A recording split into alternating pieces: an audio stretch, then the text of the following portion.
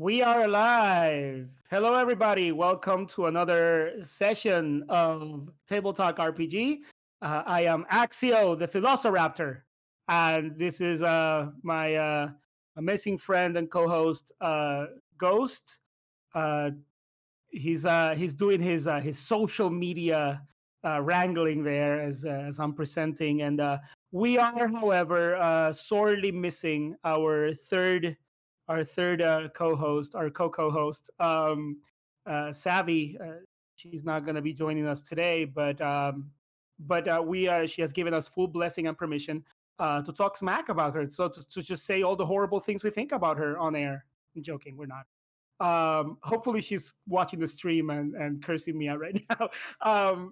Anyway, thank you all so much for tuning in. For those of you, those hundreds of thousands of you that are tuning in right now, we appreciate you. We love you. Thank you for joining us once more as we literally just navigate the world of TTRPGs in our own special professional way, because that's what we are. We're professional. Um, Today we're going to be talking a little bit about prep, literally, or the lack of, as maybe sometimes it happens. But today we're going to be sharing a couple of ideas and maybe sharing what we feel, how we feel about prep, what it is that we do, how we do it, some tools maybe. I don't know if we'll get that far before straight into some other topic, but here we go. Ghost, how you doing, buddy?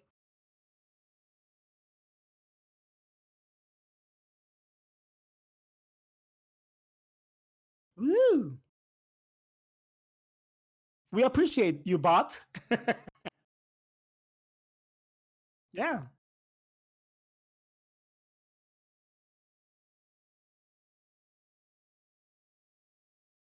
Yep.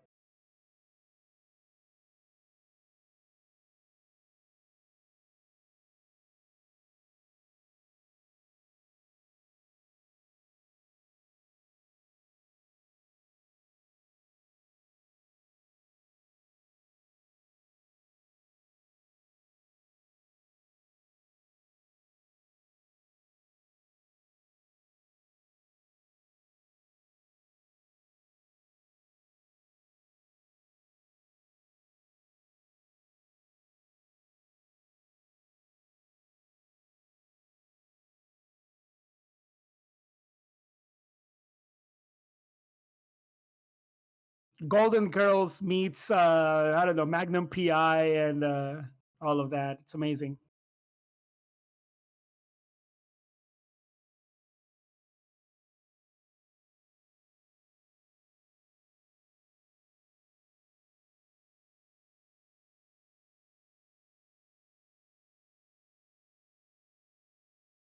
Ocho de la noche Eastern.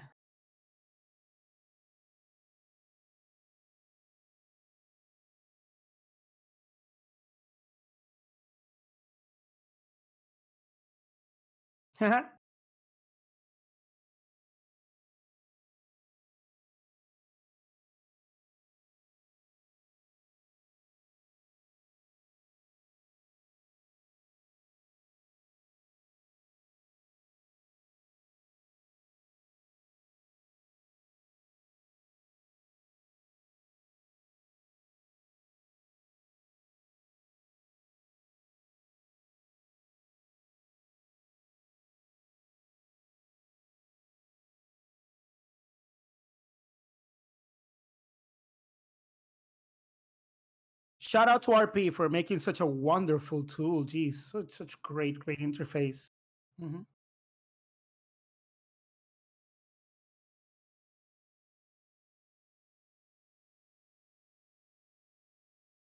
Yeah, awesome. Welcome.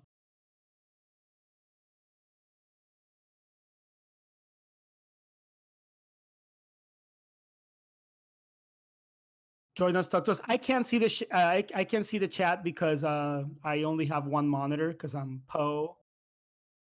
And then what's going on, Ghost? No, Okay. they cannot hear me. Ah, yeah, there Were we you go. muted the whole time? I was muted the whole time. That's fine.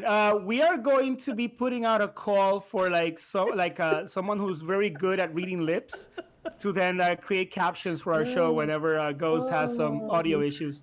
that's Can you confirm that awesome. I was being heard the whole time? Because that'll be Yeah, you were hilarious being if I heard the whole wasn't. time. Yeah, you were being heard. Okay, great, great. They're saying that you were I'll talking to just yourself. quickly summarize everything Ghost said. We have some lovely, amazing games happening Oh during the my week god, this and the awesome. weekend. So join us in our Discord for a full breakdown of when and where. And we're gonna be posting just the easiest way to keep up with the stuff we do is just subscribe, right? Like follow us, subscribe, not subscribe, but follow us. I think is Follow the us, way it yeah, works. yeah, follow us, yeah. And I'm not, we're not doing Just this. follow us, and then we will, you'll get notifications if you have your notifications turned on uh, to join us and watch what we the content that we're putting up.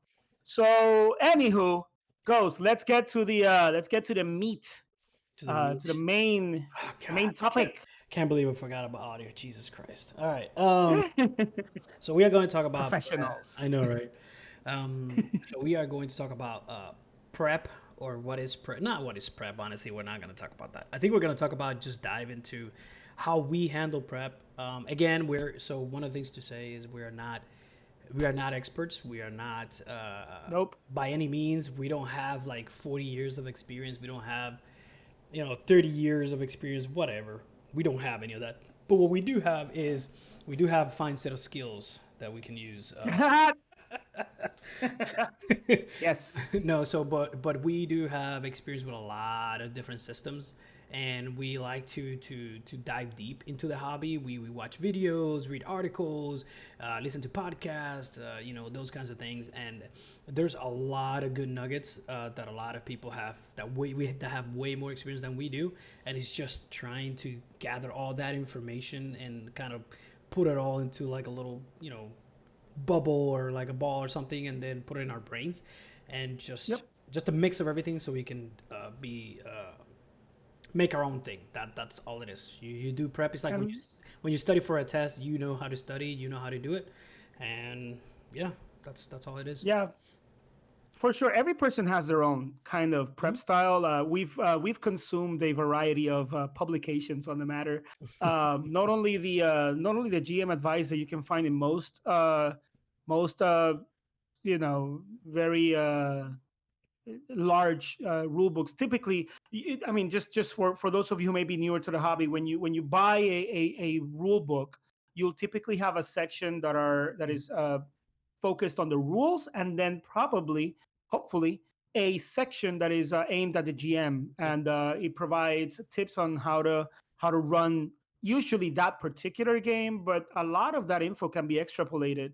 I don't know if I'm using that word correctly. It's such a large word, but it gets extrapolated out into other systems. You can Mhm. definitely use some of the advice there and kind of take it to your own Yep. systems.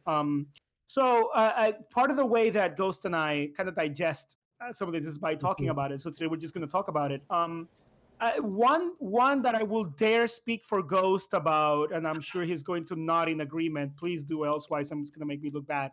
Uh, Mike Chase masterpiece, Return of the Lazy Dungeon Master, right? That's Mhm. kind of become Yep. our. It's a. By the way, we're not affiliated with Mike Shea Yes. or Again, so something you're not hearing. So we're probably gonna make a tagline. Is gonna be called "We're not affiliated with anything," not because affiliated we with are anything. because we are not. We're just fans. We're just fans, and so that one product has served as kind of our own, like our shared, um, kind of like foundation, maybe for a lot of the prep that we do.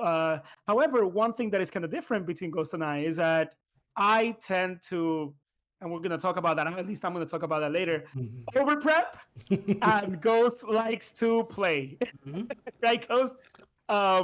So I'm gonna kind of start talking a little bit about that.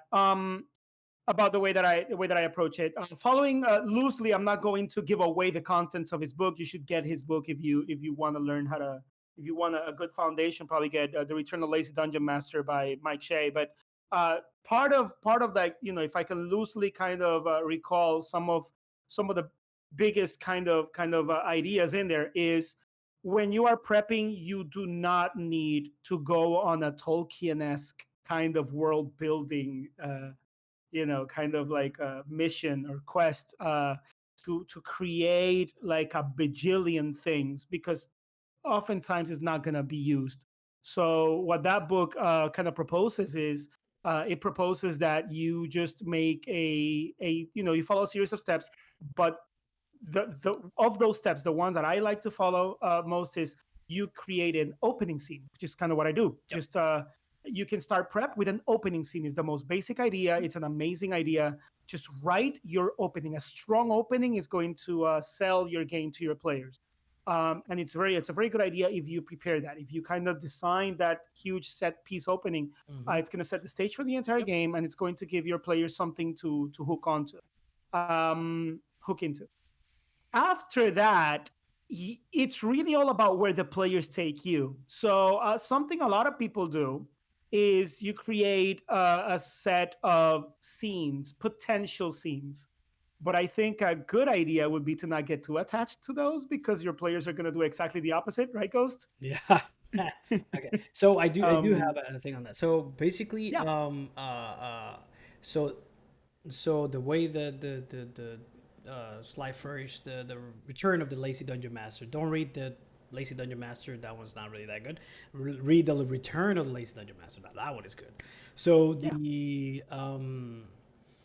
so the strong start. So basically, he says that you don't prepare big campaigns. Honestly, it's not. I'm not saying you don't have to create the world. It's that, hey, if that's what you want to do, then I've seen a lot of different things on the Twitterverse because now I'm versed in the Twitterverse. yep. And a lot. Ooh, I like that. I'm versed in the Twitterverse. Love it. Hey. So Hey, basically is that I've seen some of the back and forth, and other people have agreed to this, is saying that when you create this whole setting about gods and all these things, right, at that point you're just a writer, you're not a GM, right? Because you're writing to create things, right? Game master, there at that point there is no game. It's just you writing this entire world. I'm not saying there's anything wrong with that. There's nothing wrong with that. Honestly, there is not. But like Axel said, there might be a lot of things that you will never use. Honestly, you will never use. But so what Mike Shea did was he said, hey, don't prepare the entire campaign. Just prepare, go session by session, right? Just do it one session at a time. And some other people much more brilliant than we are have actually adopted this philosophy, I guess. I don't know, the strategy. I don't know how to call it. ethos. Ethos, right? Of creating session by session. So that's what I do. I do have a strong start. That's what it's called. You create an opening scene for every single session. Doesn't matter what it is. Just create something that will get the players hooked, right? It's like in the movies, in an episode, in like a TV series, right? When you watch that opening scene, a TV series, like an episode, it will get you hooked. Like it will tell you, hey, maybe this is what the episode might be about, right? And then once you do that, then let the players run wild and see what happens. So, Absolutely. so I do have a counterpart that I've kind of uh, read and seen in YouTube videos and stuff like that. Uh, and I will name some people towards the end of the video of that I've taken some knowledge from, and instead of creating scenes, create events. Don't create plot Oh, hooks. Create events, things that will happen, right? And when will they happen? Then that's up to you and how the players do things, right? Create events. Like for example, somebody's gonna steal something from the PCs. Somebody's going to give something to the PCs, and then let them see if they catch on, if they latch on to that. If they don't, then hey, whatever, go on to the next one. Another thing that I've seen is and that I think is pretty cool is when you do that, when you create these events, create them with a certain type of adventure in mind. Is it going to be a mystery? Is it going to be political intrigue? And I've seen people don't like political intrigue. Is it going to be action? Is it going to be dungeon crawly? Is it going to be that kind of thing? So create those events along those type of lines, and then see which the players like, and then try to develop those, right? So again, this is going to be very, very improv once you start the session. So it's going to be very improv. But if you get better at it, it's going to be Very, very good, because what I do is, instead of, and I'm sorry that I stole your thunder, right, No, Axel. no, no. Go ahead, please. So, Take the thunder away. Absolutely. so instead of running to, we use, some of us or most of us use the backstory of the characters, right? Some of us do, but I've recently saw in a video that is like, don't you can use the backstories, but it's more important, or it's gonna be more interesting for the players, not the PCs, for the players, if you get them hooked, or if you follow threads of the actions that the characters do, right? Instead of telling you, hey, this is what I came, this is where I came from. Hey, I was a barbarian, then my parents were killed, and I'm gonna go avenge them. So instead of going with that, you can start with that. But then as the sessions go, or during the sessions, hey, let's say they like this specific thing, or this player likes this something, or they like this character in the story, then use that to create a thread with that player, right? So that way you can entice the player, and then have the player through the character interact with your world that way. So that's something that I thought was cool. We already, hey Bill the Bobder, how you doing? Hello. Awesome. Welcome. Yeah. So I'll Um, I'll, I'll read. Actually, to a point that you talked about regarding kind of like designing the world and then Mhm. letting the players kind of wreck it. A great bit of advice on that was because I know we've all had those games where your players will not take the hook. Yeah. You're like, No. yeah, the sky just opened up. There's a huge dragon like putting its claws through the hole and then just like saying hello. And then you ask, what do you do? And then one of your players goes, I want to go to the tavern. Or one of them says, I want to go to the other town across. And you're like, why? You just want to go there. And they just don't grab on the hooks that Mm-hmm. 100%. A cool bit of advice I heard on that is when you create your world, treat your world as if it's moving and the things are going to happen if the players do nothing about it, right? So that way if your players don't grab on the hook, you have things that can then continue to put pressure on your players to do something about it, right? So if you just say, okay, so you are in the middle of a town, what do? It's too open. The players are not going to feel like there's anything pressuring them into any kind of action. But if you set up your hook, yeah, you're in the middle of a town, and suddenly a rampaging horde of goblins runs through and whatever. The moment they choose to do something else that isn't taking care of those goblins, pursue that point. Pursue what would happen if the PCs didn't interact. Let those goblins do something even more terrible going forward, or just live your world as if the PCs are not there, Mm-hmm. and then let's see how the PCs ruin everything or fix everything or interact with it. That way, your world will continue to move regardless of what your players choose to do, and eventually, your players can hook Yeah. into So the. so basically that's a little bit of advice from the from Apocalypse World, Oh and yeah. from Dungeon World, right? Where Even in Fate, you yeah. can see those ideas. Yeah, So there is a way for the world to be alive, right? yeah. You And have factions that are also operating, and you could tie clocks to it. And Mhm. then, oh, you chose to go to the tavern and have a drink instead of dealing with the mob boss that's kind of yelling at people from outside his store. Then he's gonna do this and this and that. So that's a different type of prep, right? So you have a prep for sessions, and then you have a prep for one shots, which are completely different preps. Like there's it's so different, how to get to the things. I like one shots because the way that I prep them, it allows for enough. I mean, again, also depends on the system that I'm using. It allows for flexibility amongst the players, but also it needs to be a little bit real world enough where I kind of know where it's going, so I can kind of keep up with the pace of the adventure and the time that we have, Yeah, right? So that's that's the difference between a 3 hour session and a 10 hour session, right? yes. I have run a 9-hour session with Oh with God, no yeah, breaks, mine. and it's It's not doing that again. I did it once. No. Thankfully, it was my not. my record is 7 hours. My Yeah, record's 7 hours. It was I did. grueling. I did. I still remember. I did it from 3 p.m. to midnight. Wow. And yeah, it was good. It was a good game. It was an awesome. Yeah. I ran an entire adventure, pre-made adventure for this system, or published adventure for this system, and it was supposed to be run in like 3 sessions or something like that. And I just, hey, do we? And it's asked the players, hey, do you want to stop? And it's like, no, no, this is awesome. We're gonna keep going. I was like, all right.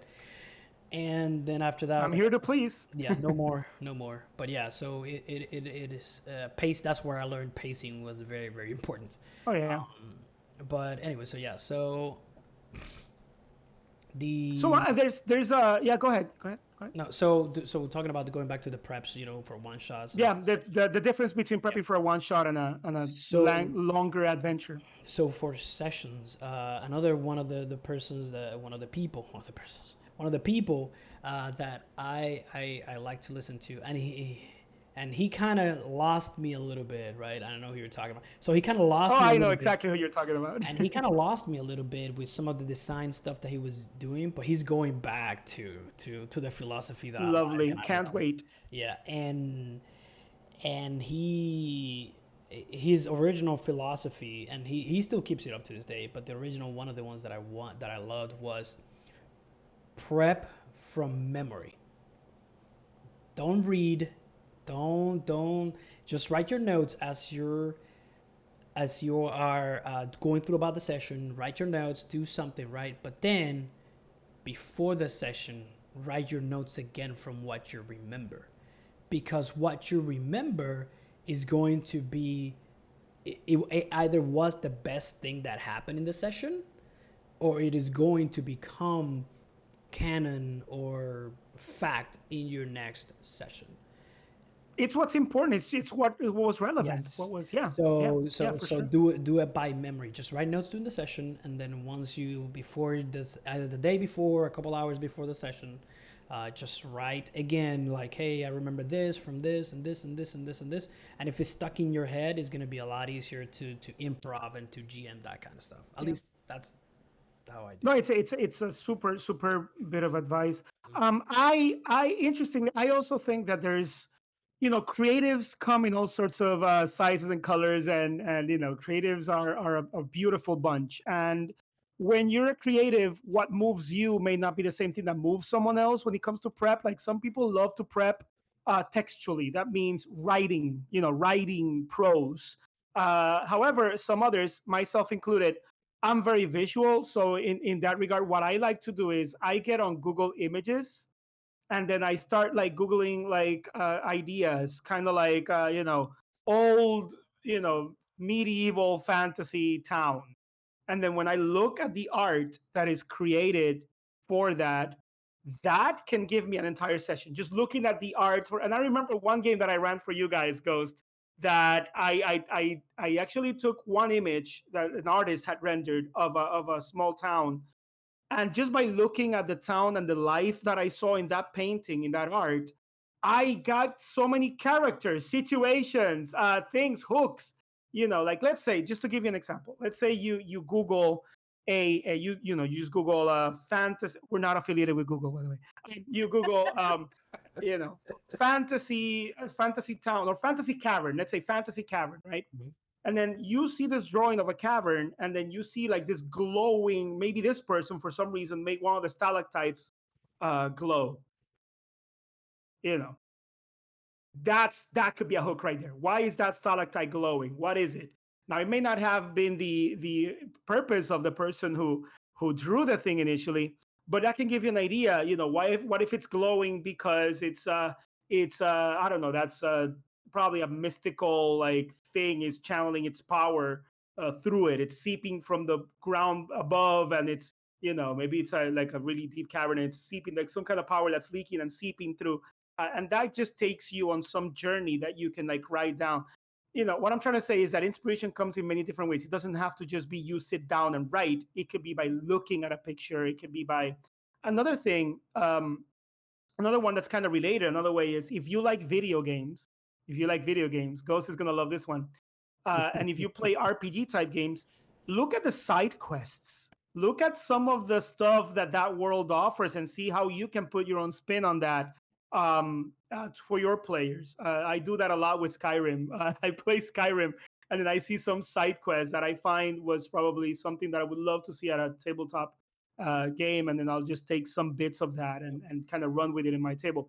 Inspiration, my point is, my whole convoluted point here is that inspiration comes from many different sources. It doesn't have to be you Hmm. just sitting down in front of like a blank paper and just writing prose. You can definitely get inspiration from many different places Yeah. for your game. So I actually use board games as inspiration. Board Very games cool. have this amazing world and stuff that they create, especially the this that have like this evocative art and all this, like, big one out there, Gloomhaven, right? Gloomhaven is this awesome world, right? But it's so tied to the actual board game and its mechanics. Like, it's a dungeon crawl, and you're either gonna go to separate things, but there's so many parts of it. Like, there's so many random encounters and random stuff you that are built into the game that I can literally take. That's what I'm actually prepping, right? Not prepping, but I'm creating. I'm taking the game. It's called Runebound from Fantasy Flight Games, no affiliated. Um, Not affiliated. and basically you go traversing the Terranoth, like one of the areas of Terranoth, and you go down, uh, and then you encounter things depending on where you go. Either you have a random encounter in a town, in the grasslands, in a ruins, in a temple, whatever.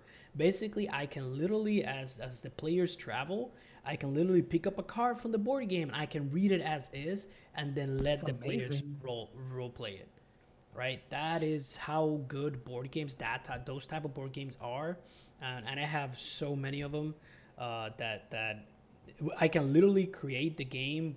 Cortex, not affiliated. With There we go. Cortex, Not affiliated. with Cortex, Great game though. I can create characters. So I can create, not mechanics, because board game mechanics too, they're horrible. Yeah, Um, don't do it. Bad idea to try to bring him into yeah. your game. And then, but I can create a game saying, hey, we're going to play Gloomhaven. Oh, but isn't that a board game? No, we can actually play the RPG. I can literally take all the random stuff that happens, even the quests that you have to do, the dungeon crawling. I can take that and I can put that and I have to do no prep whatsoever because everything is in there. I just have to fill in the bits and pieces from here to here. Everything in between will do it by the players, and everything else is good to go. And That's Ghost's zero prep advice for running so games. As a matter of fact, unbeknownst to everyone, and Ghost included, we're starting a brand new section of Table Talk RPG right now, which is the Table Talk Challenge. Here's your weekly challenge. What you're gonna do is get your Monopoly game and try to build a whole RPG out of Monopoly. you can't. Bonus points if you do it with Chinese checkers, or if you do it with if you do it with mahjong or no, I'm joking, but actually that could be a Dominoes. cool thing actually. See if you can do like a whole RPG based on Monopoly. I don't know. Hey I'll be the man. wheelbarrow. Team wheelbarrow all the way. I'll be the cat. Actually, I do have a Monopoly game based on The Mandalorian. Hey. Oh, not affiliated with Star Wars, although I would very much like to be. Yeah, let Uh, me see if I can find it. Let me see if I can find it. I let's think see I it. have it right. Let's see it. Ah. Oh, by the way, this is not some trick that we're pulling using Baby Yoda in our stream just to get followers, although I hope it works. Anyway, but so as you can see, both Ghost and I have kind of given you some ideas on how to get prep from anywhere. Um, now, one cool thing that I think both Ghost and I agree when it comes to prep that you can use in your game is called. It goes by different names. I'm trying to remember the one Mike used, but it's called that reveals or secrets and Oh, clues, secrets and clues. Yeah, right? secrets and clues. Yes. That's So very common. some people call it secrets and clues. Some other books call it reveals. Have a list. The way that it works is create if you're trying to prep, literally, this may be the only thing you need for prep. Literally, come up with some situation. A group of humanoid bats are robbing the town the town bank or whatever, and then come up with a list of like 10 reveals or situations or things. Just Mhm, make that list. Boop, boop, mhm. boop, boop, boop, boop. and then just let the players have at it. What's going to happen is, as your players literally do actions, see if any of their actions or anything they do could be somehow tied to that list of reveals that you have, and Hmm. then those will trigger. Yep. So let's Yep. say, Yep. for Yep. example, in my list, I put, related to the bats stealing a thing. The bats are being led by a mind controlling leech, and Huh. that's one reveal. Another reveal is one of the townsfolk is secretly a bat, or like these It are can be just different whatever. things, It and can be what. It it doesn't can even be have to be. anything. It doesn't have even have to be tied with the what the adventure It is. doesn't. It doesn't. It doesn't. Yeah. So the idea is you have this list of things that you can just kind of stream of consciousness it, and then when your player does anything, think of it as the old Yu-Gi-Oh! You've activated my trap card. This is gonna be your GM trap card in the sense that that situation, that thing they did, suddenly ties to one of the secrets you have in there, and suddenly, boom, you have an entire new hook that you can use for your story. That's just those are just little tips and tricks, little techniques that you can use during your Not prep. affiliated with the Yu-Gi-Oh's creators. Not affiliated at all. Not affiliated Um, people are gonna at all. get tired of Um, that. now, one thing that I want to kind of circle back to, that we spoke about earlier was, and Ghost mentioned this, and this is not me disagreeing with Ghost, even though it is my favorite hobby, favorite pastime is disagreeing with Ghost. Mhm, But mhm, you talked a little bit about prepping and not, actually, I brought it up and then you added to that, which is mhm, prepping a whole bunch, like prepping like pages and pages of lore and mhm. world building and maps in particular, the biggest offender Yeah, here, yeah. and then not using any of it. Here's the problem with that. Not only is it a lot of work on your part that may not, Mhm, be used, but you also run the risk of saying, no, I really want my players to experience this. And then you start kind of subtly railroading your players into it. So if you made like this amazing map of like an underground cavern, uh, aren't all caverns underground? I don't know. That might have, anyway, a cavern. And then the player goes, oh, but I want to do this other thing. And you're like, yeah, suddenly a cavern shows up.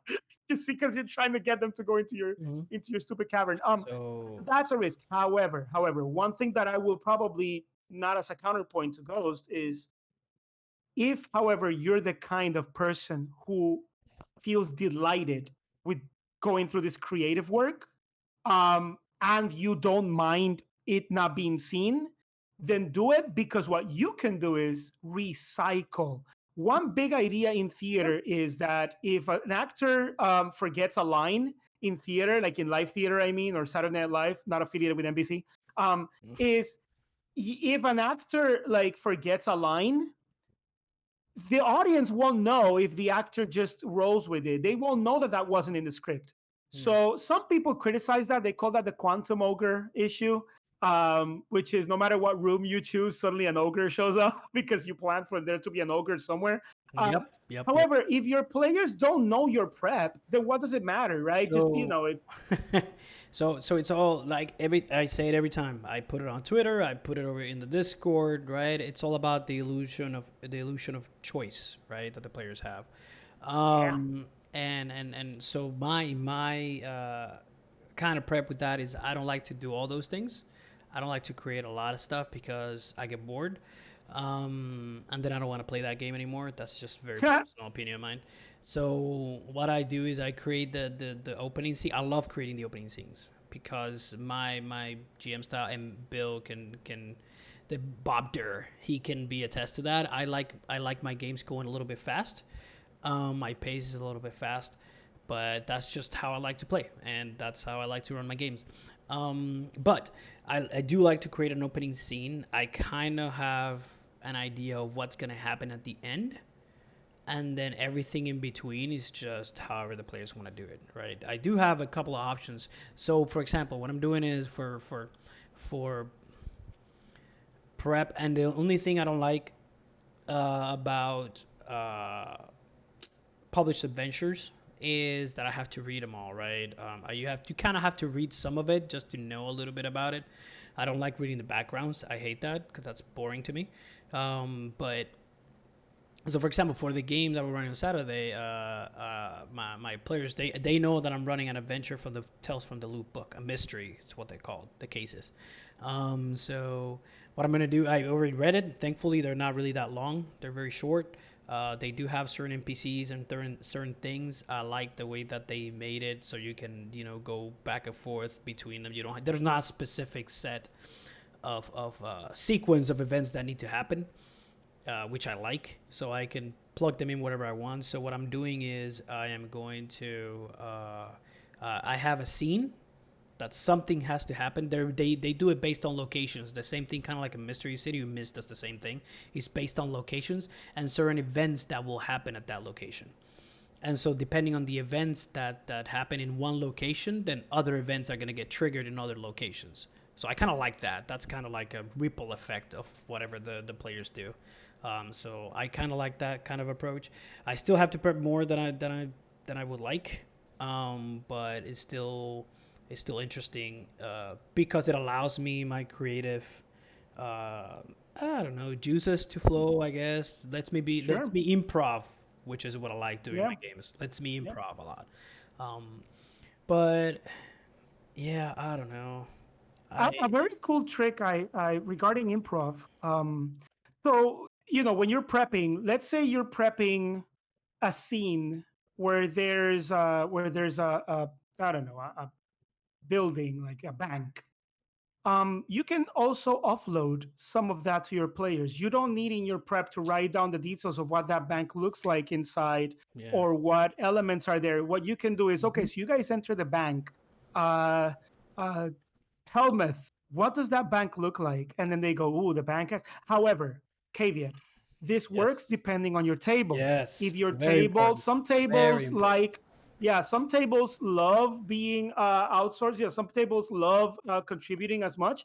Some tables will are there so that you can describe the world to them, Hmm. right? Hmm. However, one thing that I found is almost universal, regardless of table, is use your player character's proficiencies. Let me explain. If one of your players said or described their character as being an astrophysicist, or maybe being like an engineer, and then suddenly in that building there was a machine, a particular machine that's very intricate, then there should be no issue you asking your player character engineer, hey, how does this machine work? Because if they have chosen for their character to be an engineer, or if they've chosen for their character to be like an astrophysicist, maybe they have that fantasy that they really like the idea of playing or being an engineer or being a Hmm. physicist or Hmm. whatever. So you say, hey, how does that machine work? Trust me, that player is going to have a ball. Because if I, for example, play a samurai in a game, which I love samurai, by the way, not affiliated with a Bushido. Anyway, if if if I'm playing a samurai, um, maybe not, but chances are that I really dig the idea. And if my GM wants me to talk a little bit about, in my during the story, is like, okay, now you guys are resting in the forest. What does a samurai typically do when when they're resting or whatever? What do you see or what? And you're offloading some of the content that you would have had to provide to your players. What I mean by that is that we sometimes think, GMs think, and I don't know if Ghost, I don't know if you do this, but sometimes we think of a session in terms of time, in terms of, am I providing 2 or 3 hours of entertainment, right? So when you offload to a player, and then you have that player describe something, that's taking time.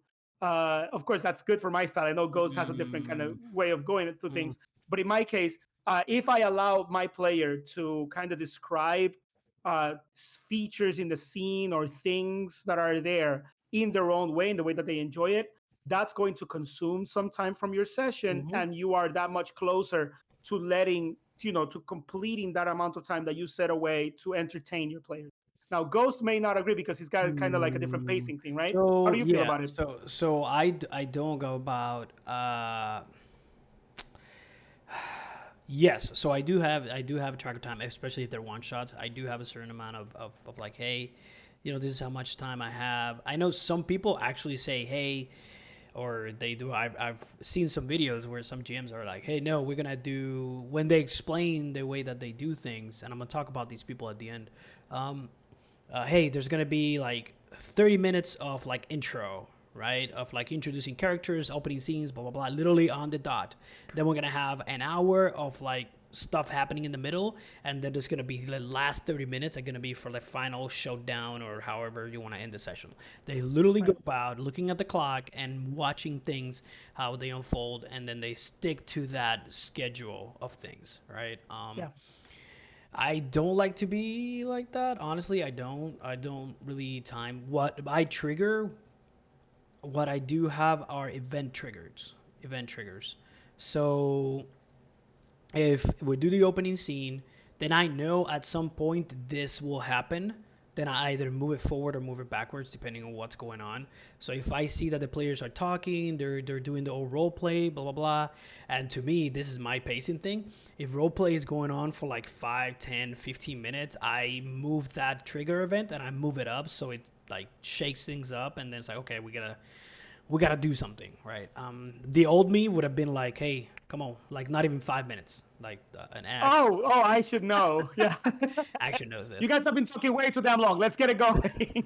Okay, all right, let's Love do it. it. Let's do it. But where I gave him like 4 sessions of nonstop action, them running for their lives every single session, like they were getting Yeah. attacked from left and right. Yeah, so Yeah. so that's how I used to run my games, but nothing wrong with that. But I No, I mean it's just yeah. different approaches. In my case, I am like I'm super Hmm. different to Ghost in the way that I run things. I love like if my players, like let's say I have two players, and here's where Ghost and I agree, because it depends on how we read the table, right? Hmm. If we read Yes. the table and we see that one or two people who are kind of fidgeting and looking at their phone and kind of like, Oh yeah, we're kind of getting I bored, I then we have oh to get things going. You yeah have yeah to, I yeah. mean, you're there and you should keep your entire table engaged, not just that one or two people who are loving what's happening at the moment, but then you have someone else or two other people Yeah, that are yeah. not having a good time. And that we agree. However, if I do see that the entirety of my table is going through like an RP heavy thing and they're enjoying themselves and it takes the entire time that I set up for Mhm. my scene, well, guess what? Now it's not a one shot anymore. Now it's gonna be a two session, and you know what? Chances are that they're gonna say, "Yeah, love it, let's do it," because they were that engaged. Mhm. But yeah, I do agree with Ghost that it really depends on how you read your table, though, right? Yeah, Like yeah. if you see that your table is starting to lull a little bit, pick it up, Yeah. and that's why prep becomes very important, because depending on the way that you approach prep or whatever, you may or may not have the tools to do that. So Ghost there typically does that. and that's the thing, right? So I sometimes use random tables, right? Random tables. Oh, I honestly I I love Now Big here's the thing. fan. Here's the thing. I'm a big fan of random tables. I am. I am not a big fan of using random tables during the live session, like during the session. I know some people thrive on it. I don't. Because let's say I get a result that I don't like, that I don't really don't fit, It's then I gonna gotta stall roll. the It's table. It's yeah. gonna stall it. Oh, Yeah, I yeah. cannot do that. So what I do is I use some random tables and I decide some things. So for the Cyberpunk campaign that I ran for you guys, Axio, so I use Yep. random tables to create places, to To create things, prep. so I could have, hey, this thing, let's give it some like one or two or three tags of aspects, right? If you're gonna go fate or whatever, to Hmm. describe the location. And then I have, hey, if you're not gonna go to this, then maybe I can slide this one over. I can move things around, but I have already like a couple of places, and that takes me like 10 minutes. So I think that's wonderful. so that's another thing, right? How much you write for things. When I write for my sessions, I do bullet points. Bullet points, this thing, if it was if they're going to a place, then I just, hey, whatever, like a big old, I don't know, Scottish tavern, whatever you want to call it, it's tavern. And then I describe like one, I do like one or two, maybe three bullets of what it's about, of like the people that are in there, how it is, and what is expected to be there. Okay, it's gonna have bodyguards, it's gonna have drunk people, it's gonna have live music, it's gonna have whatever it is, and and that gives my brain an idea. So when I look at it and the players come up to it, then it's like, okay, all right, so you guys are going to go into this tavern. There's a lot of music. You can smell the ale in the air. You can hear the rambling. There's a fight going on in a corner. There's some arm wrestling over there, and you get up to the bar. You gotta have that barkeep polishing a glass always, with a stoic, serious face, that asks you what you want to drink, right? And that already gives you an idea of what's happening around you. I don't have to give details. I don't. That's I actually this calls to another little prep technique, which is when you're designing elements for your game, you can say, okay, element name, what's what can the players see, what can the Mm-hmm. players not see. So it's a three list thing, literally. Element, bank, what can they see, and then you can write a short description like what can they not see. The owner of the bank has a hidden like stash Mm-hmm. of whatever Mm-hmm. somewhere. Those three things, that's all you need. And then next element, John the carpenter. That's it. It. You can treat it as if it was a location. Like it doesn't really matter if it's a location, character, whatever. John the carpenter. What can you see? Wearing long overalls, bushy beard, So horrible disposition. But then what can they not see? John just lost his cousin in the in a so raid of blah it's blah it's blah. it's the same thing when you talk about when you look at the character's backstory, the PC's backstory, and you Yeah. pull out threads and you pull out things. Okay, like, oh, this character lost their parents against this evil, wizard or whatever. I don't know, and or in this riot, that kind of stuff that was started by this person. Oh my God, that sounds cool. So how can I include that into the story? Then that's how you do it. You get those ideas, and that's one of those things. If you get the characters, this is another thing about prep for me. If I'm doing a one shot, nobody's creating characters. We are not creating characters. It's not happening. I will give you pre-gens. You will create some aspect of them, but we will not sit down in session zero for a one shot. That's another thing. Some people do session zero in the same one shot. I don't do that. I like to do my session zero beforehand, even if it's 30 minutes, even if it's 40 minutes, whatever time it is. Hmm. I give you the pregens. You decide what kind of, how it all connects and how are you related to each other. You can do that. We can do that in session zero, hash out all um, how do you call that? Oh my God, I forgot with the line veils. What's that called? Yeah, the X card stuff, like the safety Yeah, tools. safety tools. There we go. That's the one. Safety So tools. so Hmm. safety tools, characters, names. Hey, so so basically this is what we did for our session zero for the Tales of the Prime Loop. We I gave him a character. Hey, you have 8 pregens. You choose. Okay, they chose their characters. All right, so they looked at him and they themselves, again, this is depending on the group. They themselves began to create a story amongst them that was like nothing that I could have foretold. And I was like, you know what? I don't care. That's awesome. That's cool. You guys run with it. Because they're pregens. It's a one shot. And I told them, what you guys created, is it going to come up in game? Maybe, maybe not. Right? And it's all about the expectations that you set up beforehand. Right? And so Yeah. they created this intricate plot between all three of them. All this is a cool love hate relationship, and I'm like, hey, that's awesome. That's actually going to bring about, it's going to bring about a lot of tension, a lot of role play that I think Yeah. it's going to be great. But yeah, but if I'm creating a campaign like I did for you guys in the Cyberpunk, then Yeah. you Yeah. create your own character. I'll ask you questions about your character, Yeah. and that way Now, I can introduce them in the story. now, one thing that's very important, guys, it happened to me in a game that I ran with Ghost, and if you're prepping based on character backstories, be very careful because every element in your players' backstory is going to extend the scope of your story.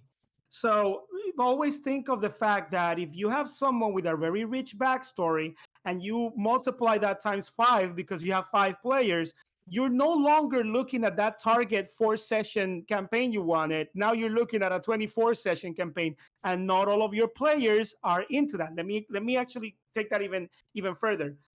We had about 4 people in that campaign, and they all had these great Mm-hmm, ideas mm-hmm, for the game and the setting, and they created kind of like their backstories of their characters, whatever. And I kind of tried to get a little bit from each, right? Problem was that halfway through the campaign, we lost one of the players, and then the thread that I pulled that had to do with that character was already kind of had already kind of been mm-hmm. introduced, but now it was something that I know that player was into, but the rest of the players were not quite into. So every player is going to create their own backstory based on the things that they're interested in, Mm-hmm. but it's not a single player game, it's a party. So if you try to like grab everything from everyone and create like this huge thing that involves everything like an intricate web, that has a lot of failure points, and it's going to extend your campaign a ton, and it could fall at any time before you even got to half of your players' things. What I'm trying to say is be very mindful that you can sometimes get an overwhelming amount of ideas, an overwhelming Mm-hmm. amount of hooks, an overwhelming amount of things that you can work with, but not everything is worth is depending on what you're going Yeah. for.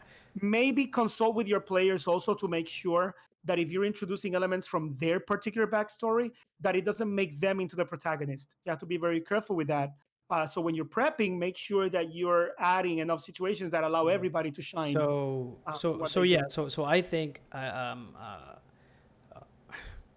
that's a very good point. So it goes into the whole, like, different type of campaigns that you want to run. Are you gonna go like an Yeah, open ended? Is it gonna do sandbox? Are you gonna on a closed campaign, which is an episodic one?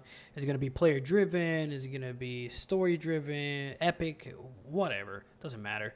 So, but yeah, so the if you are uh, playing a one shot, technically there should be a couple of things for the players to do, which is why I like to do session zero before the one shot, so that way, if it's not a published adventure, right?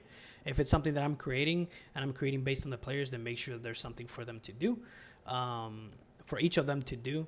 So that's another thing. If you're creating sessions upon sessions, then yeah, you can create like one specific session where this character is going to be like the star of the session, yeah, but then make sure that other sessions also have the other characters be the star of yeah, that session. yeah. Like I think it was in the I think it was in the Cyberpunk one where one of the sessions was for one of our players to interact with this NPC, and they had their own like 10-minute, 15-minute role play that was amazing, and I loved so it. I loved it. it was amazing, So and it good. was just because based on the character story, I thought, hey, this is a great way to introduce, have them have this little powwow thing. But again, that's another thing. Like it all blends together, man. It's kind of like the GM style. Then you gotta have, hey, very cinematic. They're doing this thing. Hey, let's switch over to this other Yeah. character, see what they're doing. Then switch over to this other character, see what they're doing. It just blends everything together. I don't know. You've just brought in such a great point. I think this might be the point that we close with because we're already close to an Yeah, hour we're talking. close But to an hour. a Yeah. big point is no matter what we say here in the show or what you read from 1,000 different Mm-hmm. books about prepping, you have to make sure that those techniques fit your style, Mm-hmm. because if you have a specific style of running your game that may not fit with that prep style. Like if Ghost were to follow my advice on prep, his games would suck. If I were to follow Ghost's advice on prep, my games would suck. What we need to make sure we do is grab the things about, Yep. like what I would do is grab the things from Ghost style that I think complement mine, and so on and so forth. The idea is make sure you get to know yourself as a GM. Mm-hmm. And that can only happen through experience. It can only happen through trying You gotta and do it. failing You many, just you many just gotta times. you just gotta But do you it. but you You have gotta to do it. do it. You have You to have to do it. run things. You have to run things, right, Ghost? You have to run Don't. it. Yeah, of course. You're just talking Um, about running things and not running anything. All right. yeah, I know.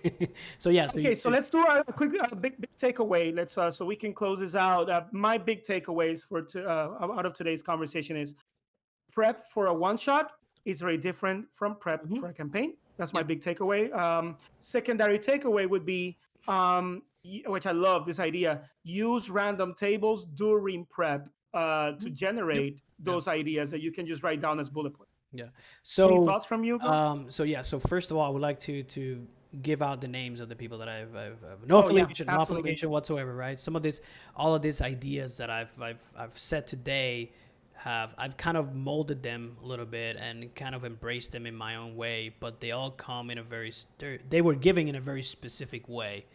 That YouTube channels, how to be a great GM. Guy Sklanders. I think that's his last name. I'm not sure, but yeah, his name is Guy, and he is very very like he has like 30 years of experience. I don't even know, and I've been following his channel for a couple of months, maybe even years. Like he has had his channel for years now, and some of the stuff that he says is very insightful. I don't honestly. I listen to it. Some of it, a lot of it, I don't use, but there are some bits and pieces that I'm like, hey, There's that is that actually 5%, that that 5% 5%. that's gonna be amazing. Yeah, and some of the stuff that I've said here, like he actually said it first, and I was like, you know what? I'm gonna use that. I'm gonna take that. I'm gonna give it to myself, and then I'm gonna mix it up with everything else. Then the other one is, of course, we have Mike Shea, right, from Sly Flourish. Mike Yeah, Shea, yeah, no, Sly Flourish, yeah, no affiliation there and whatsoever. we have the man himself, The man Hankrin himself, Fernale. Hankering Fairnell with from Runehammer Games, right? I adopted his philosophy when I first backed him on Patreon. I think it was like a couple years ago, 1 or 2 years ago. And then to be honest, I'm gonna be honest in this show. I don't care. I kind of stopped following him for a little bit because he delved into some other stuff that I was not. He just went into Yeah, wargaming, which is yeah, fine. Like it's fine. he just kind of like stepped away from the RPG scene for a little Yeah, bit, so it's and fine. then he came back to it. So I'm watching his videos again, and he's oh my god, some of the stuff that he's saying, and It's it's golden. it's golden. It's on point. Actually, one of his Yeah. newest videos called the Milton Method. That he actually took from another person that GMs, and that's the beautiful thing about this hobby, right? That we take Yep. everything from everybody or some things from everybody and we make it our own, and then as but I think as long as we give credit to those people and we say, hey, this is where I got it from, you should probably go hear it from the source and then make up your own thoughts about it. I think that's Yep. the key thing there. So I think that's my takeaway. Just Cool. learn Yeah. Just something from go everybody look, and try it. hear everything. GM games. Yeah. Run All right, games. guys. Well, thank you so very mucho to all of you for hanging out and listening to Yes. us kind of like ramble on Yeah. I about do these things. I did miss Savvy though. That third Oh, for voice is sure, for very sure. very key. And I I just Yeah. yeah, she was not Hopefully, feeling it tonight. she'll be with us next week. We'll get to hang out with her and the cats Yeah. that So always show up on what are, stream. what are we gonna And talk about this week? we're that's to be determined. That's every single topic out there. I do have some ideas though. Yeah. So we do. So But yeah, to give for those listening in posterity, right? For thank you for those that joined us, and for new ones, welcome. Please head on to our Discord. We have awesome conversations there. Sometimes and that don't make it to the actual stream, right? But we do have conversations there that are pretty cool. So the I forgot what I was gonna say. Go. It's fine. But listen. I'll use a little historical kind of metaphor for what we're looking for. For those of you familiar with Sigmund Freud, Freud is better known for the stuff he got wrong than for the stuff he got right. And Yeah. like, a Yeah. lot of what we know about psychology was because of how many things he said that were just disproven later.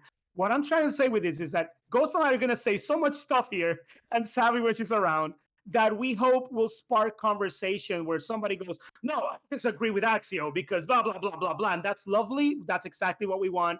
we want to see those that Discord server kind of come It's alive. yeah, it is the going back and forth, right? It's not just telling us we're wrong Exactly. because we're wrong. I mean, you can do that as well, right? We won't fault you for it, but the fact that if you can if you can provide a little bit of input, hey, why do you think that's wrong, or why do you think it's right? Hey, I agree because X, Y, Yep. Z. Hey, this is what I do for that kind of situation, and that's what we're looking for, honestly. And I I completely have forgot learned. what I was gonna say. I, It's gone. I have learned from everyone much more than I have ever learned from myself, and I think that's true for all of us humans. Yeah, We need each other it's to human learn, nature. and I yeah. So thank you so much for those of you who come in and kind of say hi, and not only say hi, but also kind of bring in their own topics. Also, if you want us to talk about something because you want to hear our opinion on there, also bring up those suggestions. Hmm.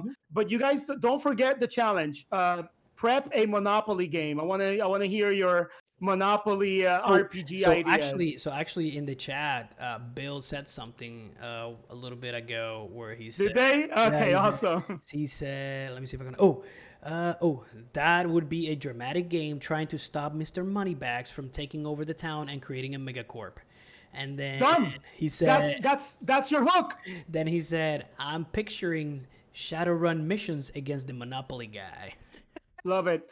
Our opening scene there is going to be a hostile corporate takeover by Mr. Moneybags, and then suddenly one of our characters happens to be on scene, and what do you do? Yeah. Love it. You see, done. We just so great, awesome. We want to hear all of your ideas on how to make different board Yep, games yep, into yep. RPGs. Come over to our Discord server, drop those ideas, and we'll dissect them, and who knows, maybe we'll run one of them one of these days. All right. Thank you so very much, everybody. Have yourselves a beautiful, wonderful Definitely. rest of the week, and we will see you next Thursday, All right. See próximo you guys. jueves. Thank you. Bye Have a bye. good one. Bye bye. And